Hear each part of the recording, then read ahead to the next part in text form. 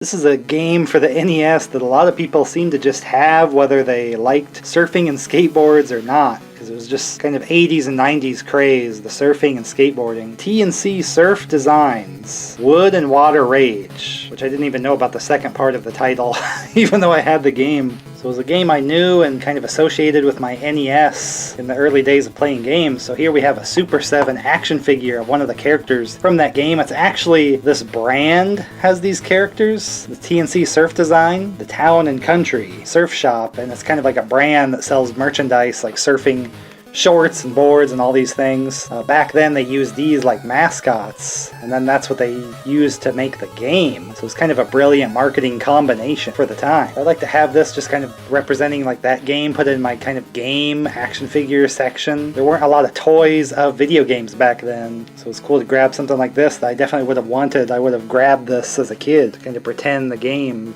So we'll open up here, check it out. Mostly just want to remember the game, like how weird it was. I didn't have the book, so it was one of those, it was like, if without the book you could not do the surfing part that this Thrilla gorilla was in. I always played the skateboarding part more, but he was kind of the more mascot on the cover.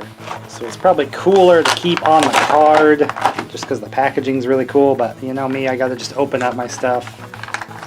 That's just kind of my thing here.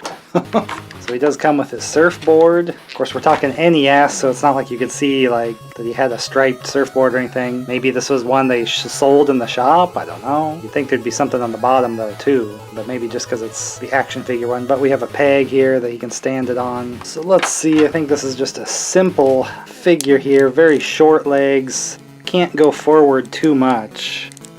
Definitely not back, so not a lot of motion there. He's all like upper body here, but the arms can go all the way around, whatever you want to do, and the head all the way.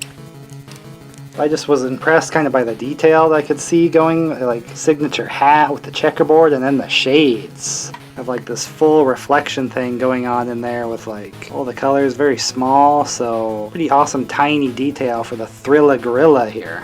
His big body and then just simple striped shorts. I think in the game he had like a different color. There's different versions of this figure with the different colors, but not kind of the one in the game. That's what I would have went for, because I am getting this more as like a gaming collection thing than knowing the brand or anything like that of why he has different colors. But I'm sure he just had different colors on the different merchandise just to mix things up on that. Of course, both feet have a peg, so you can pose him on the skateboard any way you want. Fits in there pretty nice, doesn't fall out.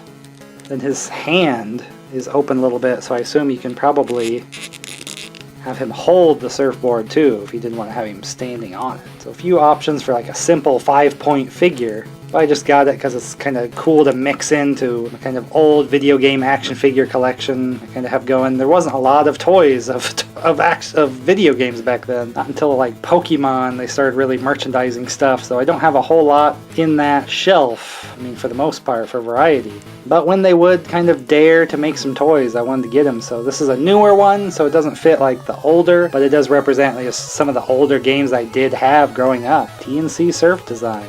Again, you didn't have a whole lot of games back then, so by gosh, I played the heck out of it trying to learn the skateboarding part as best as I could. But there was just no hope for the surfing. I always tried it and just couldn't figure out what was going on. Really needed that instruction booklet. But it's one I might pop in and try again now that I have this. See if I can master that finally and have another cool NES game I can pop in and kind of have fun with.